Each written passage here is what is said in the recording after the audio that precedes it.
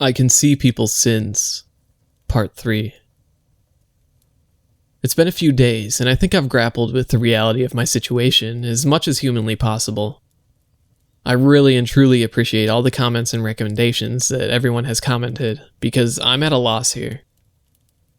I decided to follow the advice I was given and reach out to Adam. I figured he probably didn't want to see me face to face yet, so I called him. It rang for a long time until finally... Hello? Hey, man, it's me. Listen, I'm sorry about the other day. Yeah, what the hell was that? How did you even know about that? I haven't told anyone. I took a deep breath, and then I let it all out. When I say all, I really mean all. I told him about the homeless man and the businesswoman in the city. I told him how I tried to control it, but it overtook me in the cafe, and I told him about my dad. Holy shit, was the only answer I got after my 30-minute spiel. Adam, listen, no one else knows about this, and I know you're the only one that will believe me. I need help. Adam was knocking on my front door about 10 minutes later with a 6-pack of beer and a couple of joints in a baggie. We were going to game plan, and we were going to need to have open minds. One thing great about Adam is that he's very into conspiracy theories.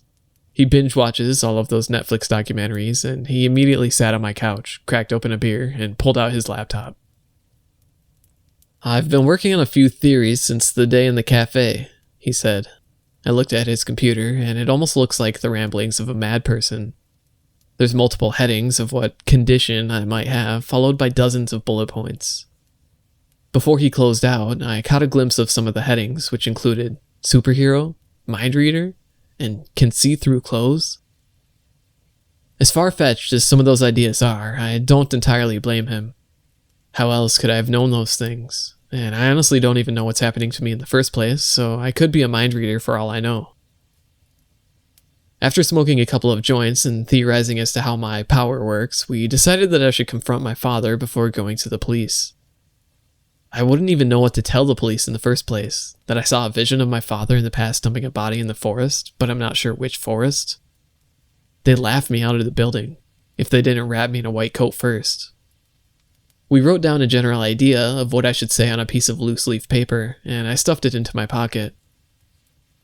As much as I wanted Adam to come with me, I realized that this had to be something that had to be done alone. But I thought it was best to have my mother sit in. She has the right to know who she's married to, and I love her too much to let her continue to be in the dark. I drove to my parents' house with a knot in my stomach the whole way. My palms were sweaty, and the bottom of my hair was damp with the perspiration from my neck. I love my parents, but I did have a small knife tucked into my sneaker with me. After that vision, I couldn't be too careful, just in case the worst case were to happen.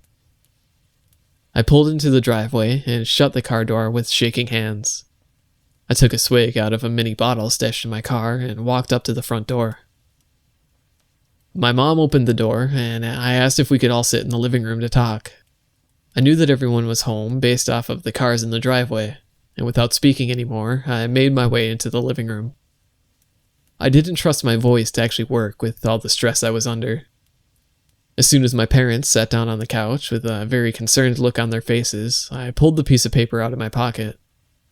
It was damp with sweat, and some of the pen marks had started to blur, but I got the general gist of things. I'd been practicing in my head the entire drive over anyway. I know this is going to sound ridiculous, but I think I have a gift. I know that sounds stupid, but I think I can see bad things that people did in the past. I don't want you to think I'm crazy, but every time I get in close proximity of someone, I get visions of their past and the bad things that they did. And I know that you both probably think I'm crazy after my visit the other day, but I have to be honest. I saw some things about the two of you that really scared me. I was rambling and I knew it, but I had to get it all out, and I didn't want to be interrupted. At this point, though, I took to take a deep breath as I realized that I hadn't breathed the entire time I had been speaking. I had been speaking so fast and without breath that I had to gasp for air a little bit before continuing. While catching my breath in a few seconds, I noticed my parents exchange a sideways glance out of their peripheral visions. I decided now was as good a time as any to continue. Dad, I saw you in a car with some woman, and I saw you slice her throat and stab her. And then it kind of cut out. But then I saw you surveying some area in the woods. I don't know where, but there were a lot of bodies. And it looked like you had done that before, and that's why I left and ran away. Because you're a serial killer. And Mom, I figured you needed to know about this for your own safety. I didn't realize it, but tears were constantly streaming down my face as I confessed all of this to my parents. The paper I was holding was thoroughly soaked, and the pen was blurred from the errant teardrops falling from my face. At this point, I had tried to be strong for too long. Just like last time, after seeing my mom, I collapsed into sobs that racked my entire body. I melted into her arms as she stroked my hair. My dad kept his distance, which was fine by me, and my mom started to speak. Honey, there's something that we need to tell you. We probably should have told you this a long time ago, but we thought there was a chance it wouldn't affect you. It looks like we probably made the wrong decision, so I think it's time to come clean. My dad spoke next. You're not alone. You're not the only one who sees these visions. Your mother sees them too. I pulled my head out of my mother's lap and looked into her eyes. I needed confirmation that he wasn't just lying to me. She made direct eye contact with me and solemnly shook her head. He continued. What you saw in that vision, I can explain to a degree. I can't explain away the murder. That is unforgivable, and I understand if you don't want to speak to me again. But I can't explain the background circumstances of why I did what I did. Back in 1983, we were about 23 years old. We had just began dating, and things were getting pretty serious. You know that we dated for a very short amount of time before we got married. Your mom was just finishing up her last year of college, and we decided to go to a party to celebrate her senior year being over. I turned my back for a minute, and someone spiked your mother's drink.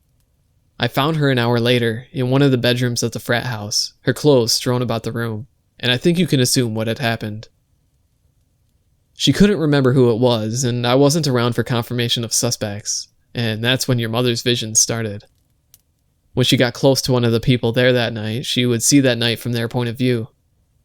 Understandably, this was causing her to relive the trauma over and over again, and for me, that was unbearable. I couldn't stand to see the woman I love in this much pain. I asked her to point out each of the suspects and those who participated in the event that night. As she pointed them out, I slowly but surely made sure they disappeared.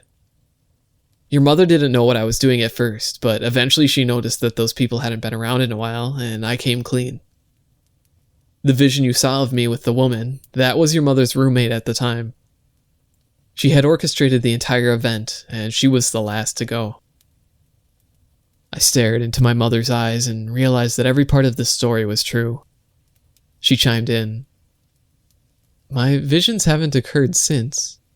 I believe in my case that there was a specific trigger, but it seems like this has been brewing in you for a while.